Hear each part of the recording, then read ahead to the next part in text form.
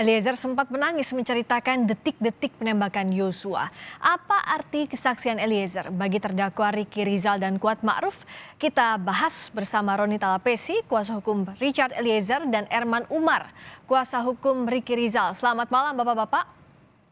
Selamat malam Mbak Priska, selamat malam Pak Herman. Selamat malam, saya ke Pak Erman dulu. Dari kesaksian Richard Eliezer tadi, mana saja poin-poin yang dibantah oleh Ricky Rizal? Yang dibantah sama Ricky Rizal seperti masalah pengamanan senjata. Pengamanan senjata, pemahaman saudara Richard itu wajar bahwa di mata dia bahwa senjata masing-masing ajudan itu adalah dikuasai oleh ajudan, tidak boleh dikuasai oleh pihak lain. Jadi hal itu dipahami oleh kami sebagai tim PH.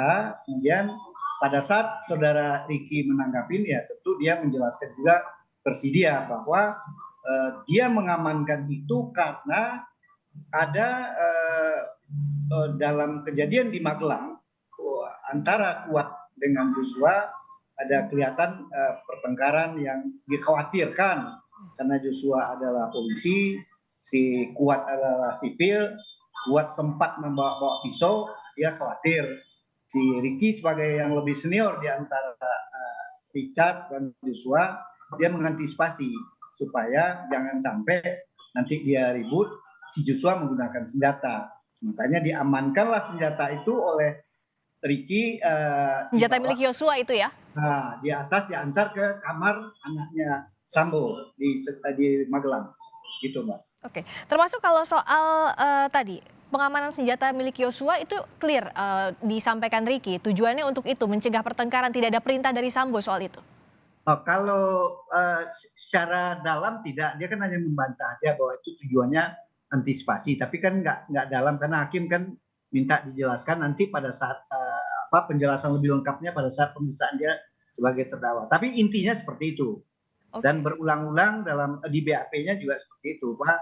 Itu adalah mengantisipasi aja, mengantisipasi bahwa jangan sampai terjadi apa. Jadi tidak ada seseorang pun atau siapapun yang meminta dia mengamankan senjata itu. Misalnya Sambo atau PC, Ibu PC tidak. Jadi tidak, itu inisiatif dia sendiri aja di RM. Senjata milik almarhum Yosua begitu ya?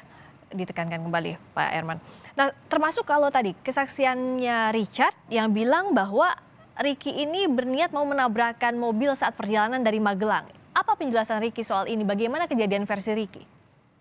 Dia ketawa aja, senyum aja. Kapan saya ngomong itu? Jadi tadi tidak di dalam tanggapan dia tidak ada juga nanggapin. Nanti dia akan sampaikan aja dalam pemeriksaan. Oke, tapi dia sebagai terdakwa. Tapi Ricky membantah apa yang disampaikan Richard tadi. Membantah kita. Masa saya nabrak Joshua? Kan nggak logis. Mungkin salah paham atau apa sih. Jadi dia karena situasi cepat ya untuk menanggapin itu karena udah paling terakhir ya.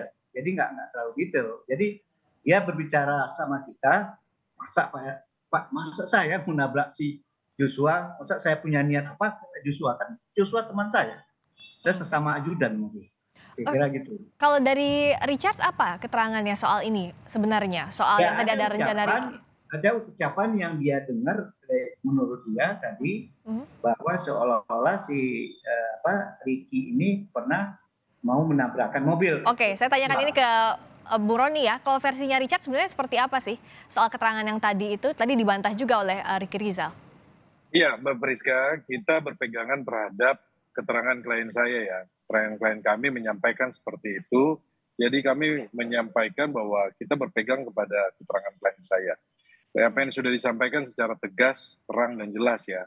Tadi menyampaikan mengenai peristiwa di Magelang, kemudian peristiwa di Saguling, kemudian Duren 3. Terkait tadi yang disampaikan mengenai menabrakkan mobil tersebut, itu sudah disampaikan oleh klien saya. Biarlah nanti hakim akan menilai dalam posisi kasus ini kan.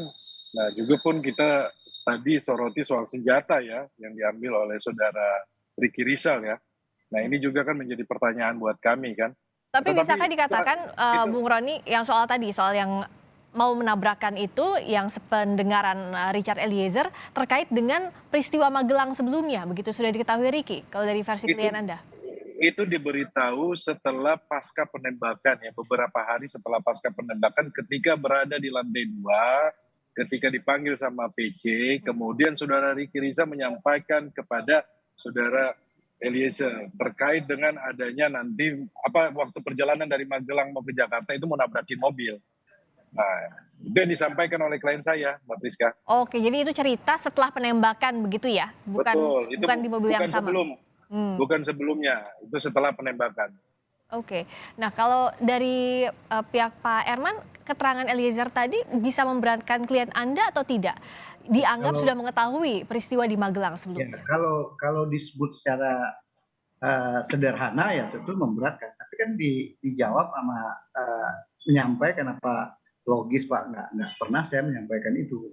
Masa saya mau menabrakkan ini gitu. Jadi kira-kira, nah terus saya kan gini, kadang-kadang kelemahan ya saudara Ricky ini saya beberapa banyak bukan hanya dengan dengan Eliezer, dengan saksi-saksi lain. Jadi mungkin agak sedikit mohon maaf saya agak lambat gitu. Jadi saya kan kadang ngotot catat. Kadang pada saat menanggapin nggak ada ada hal-hal yang terlupakan. Tapi pada saat ini ya nanti saya akan jelaskan Pak. Kemudian itu juga disampaikan kan nanti pada saat pemeriksaan dia sebagai terdakwa dia akan lebih jelaskan, atau pemeriksaan yang lain bisa juga pada saat dia menjadi saksi terhadap pada Richard, bisa aja kan mereka akan saling silang saksi mahkota. Kalau sekarang kan Rizal Ya, Richard pada Ricky dan Kuat, mungkin besoknya si Ricky dan Kuat terhadap si saudara Richard. Pada saat itu kan bisa diklarifikasi lagi. Oke, tapi sekuen soal ini akan dibuka nanti di persidangan versinya Ricky begitu ya, dijelaskan lebih lengkap lagi. Nah, kalau sejauh pengetahuan Anda dari cerita klien Anda, masing-masing ya, saya ke Bung Roni dulu. Bagaimana sih sebenarnya hubungan antara Eliezer, Ricky Rizal, dan ajudan yang lain? Ya tadi disampaikan Mbak Priska bahwa hubungannya itu baik-baik saja setelah kejadian yang dibilang ada kejadian di Magelang itu kan. Ya, Itu setelah kejadian Magelang. Suasana itu menjadi tegang Mbak Priska, karena diterangkan oleh klien saya ketika kembali ke Jakarta, mereka di dalam mobil itu tegang. Dan juga disampaikan oleh klien saya, harusnya itu kan saudara almarhum itu melekat dengan, maksudnya karena ajudan ya, berarti dia harus dekat, harus nempel sama saudara Putri Chandrawati. Ya. Tetapi menjadi pertanyaan ketika masuk ke mobil, itu si almarhum itu bukan satu mobil dengan Putri Chandrawati. Itu yang sebenarnya menjadi keanehan oleh klien saya ya, terkait juga senjata itu menjadi keanehan. Tapi tidak berani bertanya kan, tadi sudah disampaikan kan. Kemudian dalam perjalanan kembali ke Jakarta, kemudian klien saya klien saya itu mengantarkan senjata stayer yang dia sampaikan melihat lemari senjata, itu yang ditunjukkan oleh saudara Putri Chandrawati, karena yang membuka lemari tersebut adalah Putri Chandrawati. Kemudian klien saya turun ke bawah, kemudian klien saya menunggu di depan sambil ngobrol bersama ajudan yang lain, itu ada sekitar 1 jam Mbak Priska. Jadi ada 1 jam menunggu di depan, kemudian saudara Ricky Rizal memanggil klien saya untuk ke atas, karena dipanggil oleh bapak katanya. Nah setelah naik ke atas itu keluarlah perintah tersebut, itu sudah detail disampaikan kan. Oh iya, kemudian disampaikan kau matiin, kau tembak itu kan jelas. Kemudian menyerahkan kotak senjata, kemudian PC dan FS, PC ada di situ. Kemudian klien saya menyampaikan mendengar terkait dengan ada pembahasan soal CCTV dan mengenai sarung tangan. Itu kan menyampaikan bahwa bagaimana dengan CCTV itu walaupun agak kurang jelas, tapi dia mendengar itu ditanyakan oleh saudara PC. Nah, kemudian kan setelah itu klien saya ditanyakan mana senjata HS. Senjata HS itu kan ada di dashboard. Itu sesuai dengan keterangan saudara Ricky Rizal juga di BAP kan, menaruh senjata di dashboard. Nah itu kemudian diserahkan kepada kepada Ferdi Sambo. Kemudian klien saya turun ke bawah berdoa ya. Kalau tadi kita lihat tadi bagaimana klien saya harus mengingat kembali ya kejadian itu. Memang ini kejadian yang membuat trauma sebenarnya Mbak Priska, mengingat lagi kembali situasi seperti itu. Memberat buat klien saya ya. Tadi dia sampaikan dengan jelas dan clear ya, saya lihat seperti itu. Oke, Kemudian kalau saya sampai situ dulu. Kalau sequence yang tadi dijelaskan oleh Bung Roni dan juga sudah disampaikan oleh Richard Eliezer di persidangan, Pak Herman, itu sesuai sequence-nya. Saat tadi Putri melihatkan lemari senjata, Ricky Rizal memanggil Eliezer naik untuk bertemu Sambo dan Putri, begitu tidak ada yang salah dari keterangan Eliezer kalau sequence-nya gitu. Nggak ada yang salah. Hmm. Jadi apa yang disampaikan Eliezer, misalnya dia dipanggil Ricky, memang benar, Ricky kan memanggil dia, dan itu menurut Ricky kan dia diminta oleh Sambo memanggil si Ricky, memanggil Richard. Kemudian memang dia hanya berbisik, kenapa? Banyak ajudan-ajudan lain yang di sana. Dia nggak hanya menyampaikan, kan ditanya sama Richard, ada apa bang? Enggak, pokoknya kamu dipanggil. Jadi nggak dijelasin panggil apa. Artinya dia tidak menjelaskan pada saat dia pernah dipanggil pertama, diminta untuk kalau Joshua datang melawan berani tembak, ya artinya untuk kalau ke Ricky kan seperti itu, gitu. Ya. Dia dibilang nggak berani. Nah, itu tidak disampaikan oleh kepada Richard karena suasana kan banyak ajudan yang lain di situ, jadi dia nggak, dan Richard menyampaikan juga bahwa tidak ada penyampaian dari Ricky. Gitu. Oke. Seperti itu. Nah, masing-masing saya ke Bung Roni dulu. Kalau dari kesaksian Richard Eliezer tadi, sudahkah menggambarkan utuh kejadian, tidak ada yang tertinggal dan disampaikan dipastikan secara jujur? Menurut Anda ini akan bisa meringankan klien Anda, Bung Roni? betul, dari awal kan klien saya sudah sampaikan bahwa dia berani jujur, dia berani menerima putusan majelis hakim. Itu kita hargai, Mbak Priska. Dalam proses ini kan Richard Eliezer membuktikan